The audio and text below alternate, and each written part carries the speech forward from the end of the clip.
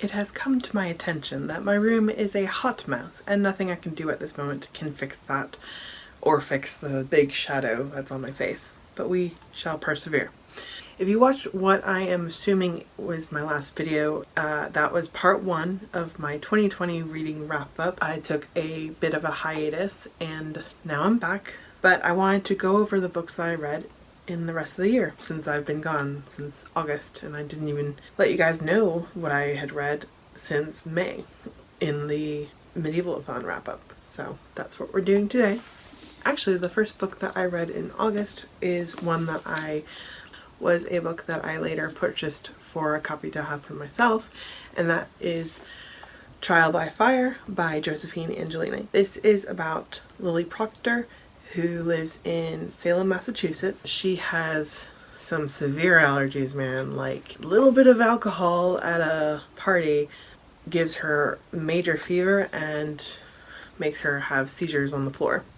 I can't relate, but this happens at a party she goes to with her boyfriend, and she's terribly embarrassed. She's mortified, and she just wants to disappear. So she goes out on the beach by herself at night, and she hears a voice in her head, and it sounds like her own, and it's telling her things like, your own world makes you sick and is killing you. Come away with me, and yada yada.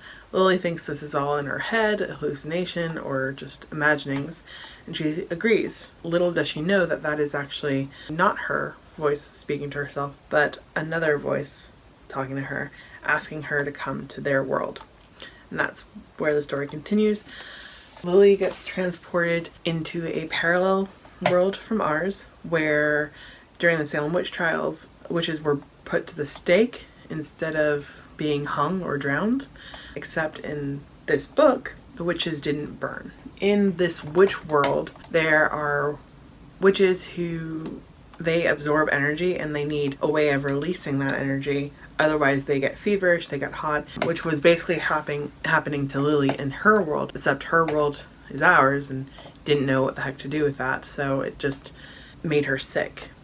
But in this alternate world, there is another Lily, a Lillian, who looks exactly like her, who has a sister identical to Lily's sister, and there's a conflict going on between the city dwellers and the people that live outside of the cities. A lot of them are indigenous people. So it was kind of like, so I equated Lily moving from one world to another as, I equated that to the shifting that has been repopularized on TikTok, or at least that's where I've seen it last. So I thought that was cool. And like I said, the witches have energy that they store from food, from fuel, and they need a way of releasing it. And one of the ways that they release it is they give that energy and convert it into power, I think. Some alchemical reaction that the witches can control, and then they can give that to their warriors. They call them crucibles in this. And that's important because in this book we meet a ex-crucible, Rowan, who was previously a lover and a crucible of the Lillian of the witch world. I'm just going to call it a witch world. And something happened. They no longer are a thing. So Rowan, when he first meets Lily, believes that she is identical to Lillian in every way, in the cruelty and the destructive powers and personality. So he doesn't trust her, but eventually, like, they have to defend themselves against creatures. So he trusts Lily enough to become her crucible, so Lily can give him strength, give him power, so he can defeat the monsters that attack him. That was a whole little tangent, but I read that. It was very good. Like I said, I bought this copy. This is the only book in the series that I own because I prefer this cover. It's the old cover from the books, and they had a redesign, which I will show you later in this video. I didn't much care for the redesign, or at least I preferred this cover to the redesign, but none of the books matched this, so I only stuck with this, the one I liked. So I'm okay with not completing the series physically, like having it in my collection, but damn those cover changes. Now, I initially read Trial by Fire in ebook format mostly in audiobook format from my library. And I've noticed that every time I finish an audiobook, I'm left with an itch, or an itch I can't scratch unless I'm listening to a really awesome audiobook. So I continue to listen to audiobooks, or try to find audiobooks from my library that I want to listen to. And the next book I read was also an audiobook.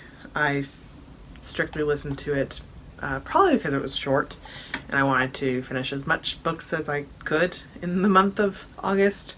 So the next book I read was I'm Still Here, Black Dignity in a World Made for Whiteness by Austen Channing Brown. I gave it 4 out of 5 stars. I could have probably bumped that up to 5, but I'm leaving it at 4. As of filming this, January 2021, I can't remember majority of what it was about. I know it was mostly a memoir, which I've seen reviews stating that that was a disappointment for them. I was probably on the other side of the spectrum where I would prefer a memoir. I do think I would have liked it better if it had been longer, but like I said, I can't remember much of it. I think it was only like a couple hours. It didn't take me many days to finish it, and I'm literally just listening to audiobooks back and forth when I'm traveling to work and home. So I do remember it being really short. I don't think it took me long to read. It may have taken me a couple days, if that. I remember a scene about hair and touching hair, or touching hair without permission, or asking permission to touch hair, and I just know that that is a oddball subject for me personally, because I know most people don't like people touching their hair, especially when they're textured, when they are curly. So that was, I have mixed feelings about that, because I personally don't mind people touching my hair, but I know it is a thing that is, most people don't. I mean, I would prefer people ask instead of just touching my hair, but for the most part, I'm like, yeah, go ahead. You don't have any sticky fingers, do you? You don't have any gum in your hands? I remember that, and that, I think, was a story when Brown was in middle school or elementary school, and a boy in her class touched her hair unprovoked and without asking, and I know that's a no-no, and I don't particularly think I would have liked it back then either. But again, just ask. And give time for someone to answer.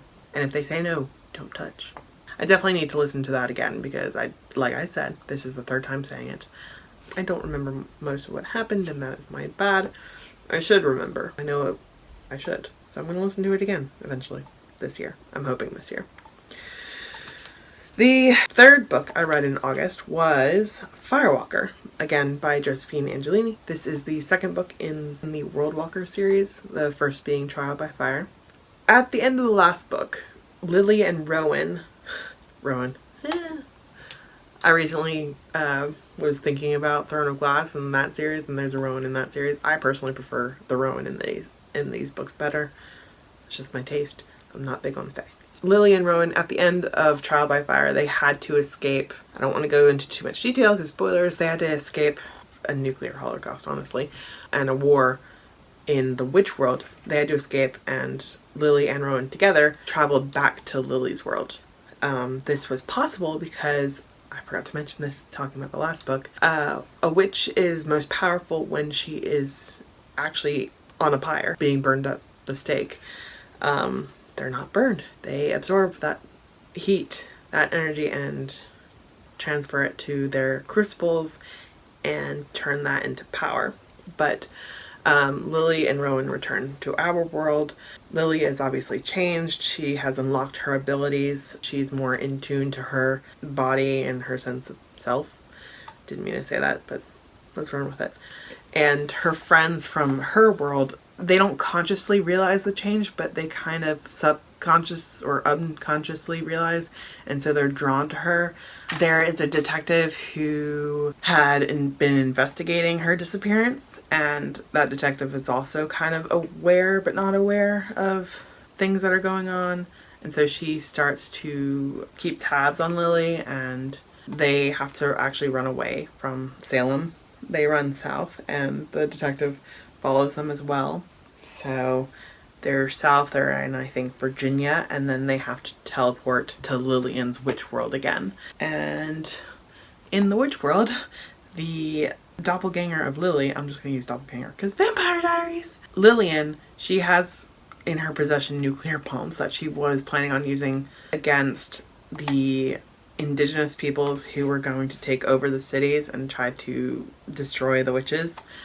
She has plans to use that, but Lily is trying to make deals with both the indigenous people and the witch so that that doesn't happen, because Lillian is already dying from exposure to nuclear materials. And there's betrayal, Rowan leaves, and people that Lily care about, things happen to them. I'm so sorry, I'm bad at not giving away spoilers. Now into September. The first book I read in September was Heartstopper, Volume 1 by Alice Oseman. This was really, really cute. I got it from my library after the physical libraries opened up in my city. And so I requested that, it came on hold and picked it up. And yes, it was adorable because I've seen it recommended to me a few times, or it was in people's hauls or book reviews or wrap-ups like this video. I think Whitney from Witty Novels, who has sadly left our YouTube platform, she raved about it and I wanted to read it. It was so cute. I really liked the art style. They were soft boys and adorable, and school uniforms. I don't know. I'm trying to remember things and I'm bad at remembering. But I can't speak for the queer representation, but I enjoyed their friendship, relationship, the dynamic between the two main characters. And yeah. I wish my library had volume 2. Like, honestly, I have library cards in 2 different cities and neither of them have it. They don't have it physically and they don't have it digitally. And I am annoyed because I really want to continue on with the series. And the second book I read in September was another book that I later bought myself. It was less that I bought it myself a copy after reading it. It was more like I bought a copy while I was reading it or while I was listening to the audiobook. Like literally the audiobook made the read 10 out of 10, 5 out of 5 stars. And that was Midnight Sun by Stephanie Meyer. What else needs to be said? I'm gonna say things, but what else needs to be said? Jake Abel made Edward much more appealing as a character, because back in the Twilight days I was always a Jacob girl, Team Jacob. Less who I want Bella to be with, more who I wanted to be with. I was always a Jacob girl. But Jake, who played Luke in the Percy Jackson films, he was in that cool Katie Sackhoff show that I can't remember now. That Netflix show. He was in that, which was dope. But the audiobook, I got the audiobook strictly because he was narrating it. I loved him in The Host too, speaking of Stephanie Meyer. But yeah, he definitely made the reading experience enjoyable. Sorry Robert Pattinson's not sorry, but can we reboot Twilight with Jake Abel as Edward? Would love that. He's a little too old, but damn, what a missed opportunity. I just want Jake Abel to narrate more books, honestly. Also, while listening to this, I was neurotic, wanting to track my pages on Goodreads because I hate that audiobooks don't tell you like, hey, what page you're on. So I think a little less than a month into reading this, because it took me a while because I started this in August, I would go to Target and flip through the book to find my page and then mark it on Goodreads. That wasn't until I think I got 75%. There's a tear! That was until I got 75% in. I was like, I have an Amazon gift card. And I already bought the audiobook, so I felt, yeah. But yeah, I'm happy having this. I only have 2 Stephanie Meyer books now. I have Midnight Sun and I have The Host. I don't have any other Twilight books. I used to have the paperback Twilight and New Moon, but I gave those away a long, long time ago. I think back when I was in community college, maybe in 2013 I got rid of them. But yes, very enjoyable. I was kind of disappointed when Stephanie announced Midnight Sun was a thing that was going to happen, because in the countdown to that release of information, there was a background that was a mountainscape and a night sky with stars, and I thought that reminds me of The Host. Are we finally getting the sequel that we were promised long ago? Nope. Midnight Sun. Happy it was Midnight Sun, but still very disappointed. I want the sequel to The Host. The Soul, I think, or The Seeker. I want that sequel now. Please. Please. Your writing has enhanced so much more. Please. Can we have it? Please. Moving on. And the third book I read in September was the final book in the Worldwalker trilogy, and that was Pyre. This was infuriating. I mean, not the book itself. The book I gave 5 out of 5 stars. I've had a good couple reading months. The infuriating part is the audiobook does not exist. I was looking on the 2 library digital catalogs. I looked at Audible. I looked at audiobooks.com. I looked at Kobo, I think. I looked at a few audiobook services. None. Turns out there never was an audiobook for the last book in the series. That's more disappointing than the book cover change. I'm like, how do you leave me hanging? So I physically read the last book in a series after listening to both the first and second books. That drove me a little mental, I have to admit. And of course, I was reading and reading until very late one day, to where I finished it the day after. But the day after, I only had 15 pages left. And I do not recommend, if you gotta finish that book, you need at least maybe like a 50-page chunk or more. Probably would be a better way to go. But 15 pages, it kind of ends in whimper. Not with a bang, but a whimper or something.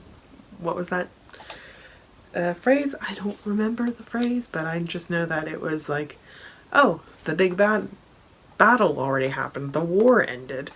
15 pages and we're done. So it was a kind of melancholy experience, even though I appreciated the ending. I liked the ending. I was always craving more, because I'm always craving more after finishing something. But, I mean, I like the ending. It's just, I did not experience the ending in the probably best way.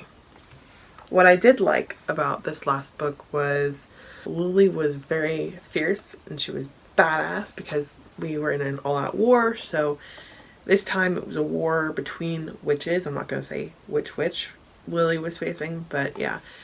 Lily's army versus that witch's army was intense, because Lily had so many people and she was on the tallest fire you could imagine and burning for so long, and she was wearing this like cool organza, or I guess not organza, this cool like bandage material dress that was all in black. She had a black crown with ruby jewels on it. Very cool, very cool. I have not finished it, but I am still in the process of drawing some pretty cool fan art of Lily that I hope to finish soon. It's just I've been having some shading issues. Shading is my enemy, especially when it's lighting that I don't recognize. Like, I'm drawing her when she's on the pyre, so I'm trying to draw her at night, but like it's a full moon, but there's flames underneath her, so I'm still trying to work that out. I've asked TikTok, I've asked Instagram, I've asked my fellow artist friends. So I think I've got some good guidance. I just gotta go and do it, and I'm lazy as hell. But it will be done. And hopefully I'll show it to you someday, soon. In my notes I literally say, shading, my kryptonite! And yes, those are the books I read in August and September. Pretty soon I will film the video for my October-November reading wrap-up. I also have an unhaul I want to film, and a couple other things, maybe a haul, because I have bought far too many books during this pandemic. But that's why I'm unhauling some books too that I have no more interest in, or books I've read and I don't see rereading. So stay around for that, right? I hope you have a lovely morning, a lovely evening, or a lovely afternoon, whenever, wherever you're watching this. And I'll see you in my next video. Bye.